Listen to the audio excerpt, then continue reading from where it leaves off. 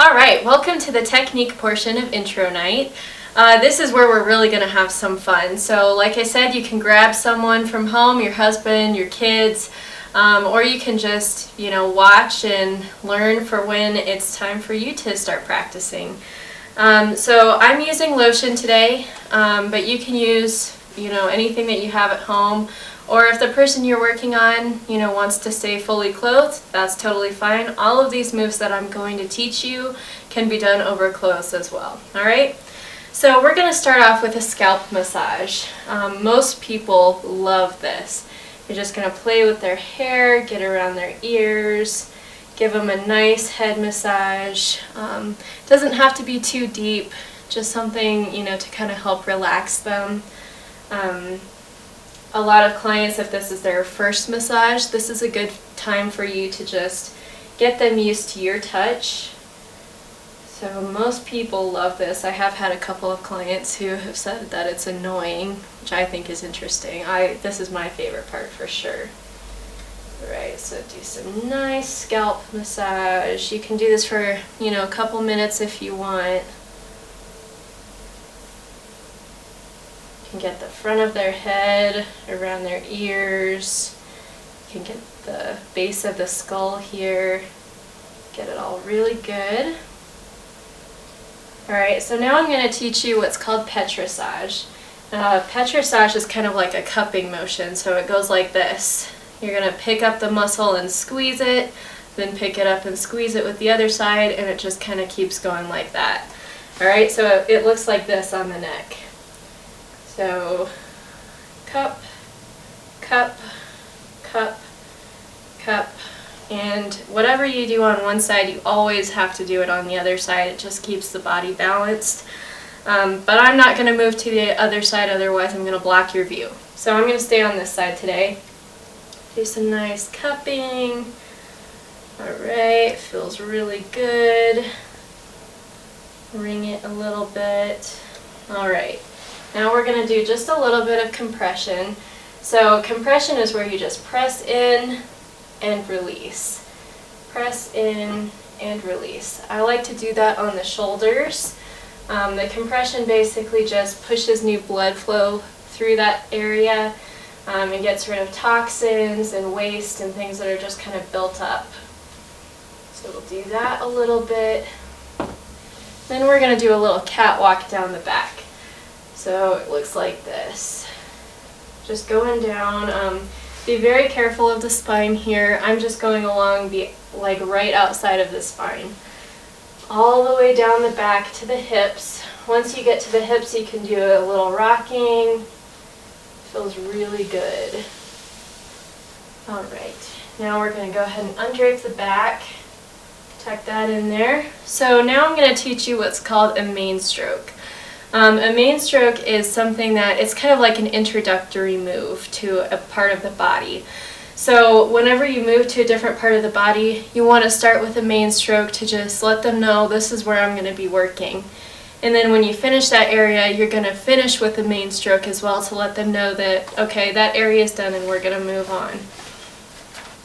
So a main stroke looks like this. You're going to start up at the shoulders, press down, go all the way down to the hips, around, go over those shoulders, over, down into the hands, come back, and up the neck. So that's a pretty big stroke. When you do it, you want to make sure that you're going over every joint, okay? You don't want to go halfway. Going over joints makes things feel more complete and it feels more comfortable. So when you're going down the arms, you don't just want to stop here because it's like, okay, that's kind of awkward. You want to go all the way down to the hands and come all the way back up, and you want to do this 3 times. For a more modified version, if you don't have very long arms like me, you can just come here, around, over the shoulders, and up the neck. That's what I typically do because I don't really have long enough arms to go all the way down. He has long arms, so for me to kind of get to that, I have to stretch, and that's weird, so don't do that. Just come over here and up. All right, so now maybe we want to use some of that petrissage again, right? So we're going to come over to the shoulders. Once again, get that cupping motion going. This is what people love on their shoulders. Do some nice petrissage. Feels so good. Again, you can either finish this entire side and then go to the other side, or some people will do one move on one side and then switch and do it on the other side. Totally up to you. So let's say that, all right, we're here at the shoulders. Now we want to move down to the lower back. How do we get there? So ringing is one variation of how to get there. Ringing is basically taking these muscles, pulling them up and twisting. And what that does is it wrings out the old blood to bring in new blood, and it transitions you to another part of the body, and it feels so good. You can do it on the back. If you wanted to do it on an arm, you could do it there and just get that lubricated and twist, twist, twist. Feels really good. All right. So you're down here. When you're doing your petrissage, you kind of want to move with it. So you're going to look like a crab a little bit. Get deep into those legs and get those hands going. In massage, we use our body to apply pressure, because if you're just sitting there using your hands, they're going to get tired very quickly, trust me. So whenever you're, if you want to apply pressure somewhere, get deep into your legs and use your body to apply that pressure. All right, so now let's say we want to go back up to the shoulders, but we already did ringing. What else can we do? So this is called effleurage. It's very gentle. It's basically it's basically like a movement that you use to transition from one part of the body to the next. It's not deep. It's basically like you're just applying lotion over their skin, okay? So you're going to start here and you just move up. Okay, so it's not deep, but it still feels really good.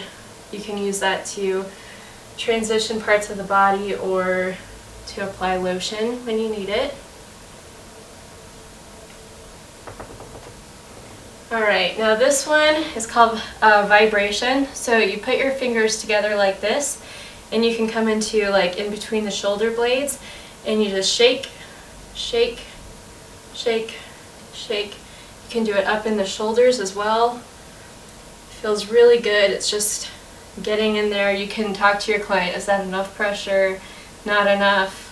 But it feels really good. You can do it with two hands too. That's what I typically like to do. Feels awesome. Alright, and the last thing that I'm going to teach you is called tapotement. This is like in the movies when you see someone getting a massage and they're like karate chopping their back. This is what that is, but it's totally different. When you're doing tapotement, you really don't want to keep your hands straight like that. Tapotement is really all about the wrist. Alright, so you want to be able to have your wrists freely moving. They shouldn't be stiff. And you know that you're doing it right when you can hear noise. If I'm doing this and it's like you're shaking with it, that's weird.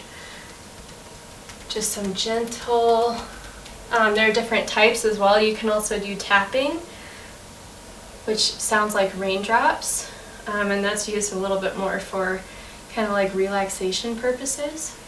There's also slapping, which is not my favorite. I've never used slapping, but you can do it if you want. That is a version of tapotement. But tapotement is used to just kind of like break up tissue, stimulate the muscles, and wake them up.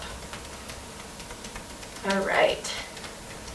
Alright, so now let's say you're done with the back.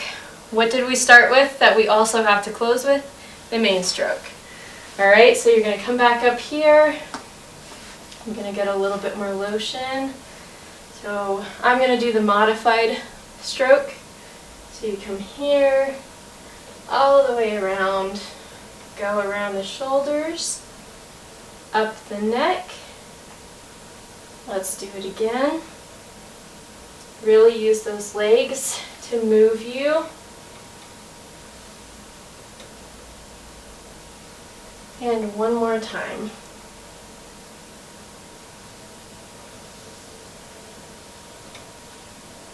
All right. So now kind of how I like to close my massages is I'll cover them back up. And I'll do like a little hip stretch. So you can put your hand down here, press. You can do it on the other side. You can even go down like where the spine is and kind of press into that lower back. One of my favorites is actually, I'll do it on this side. So you have one hand on the opposite shoulder, one leg on the opposite hip, and you press apart. That feels really good. Do that on both sides, and then I'll tell them, all right, our time is up for today. And they'll get up, but my husband will probably stay here and sleep because we're at home, so why not? Well, thanks so much for joining us at our Intro to Massage Therapy workshop. I hope that this was helpful for you in making your decision if you want to be a massage therapist.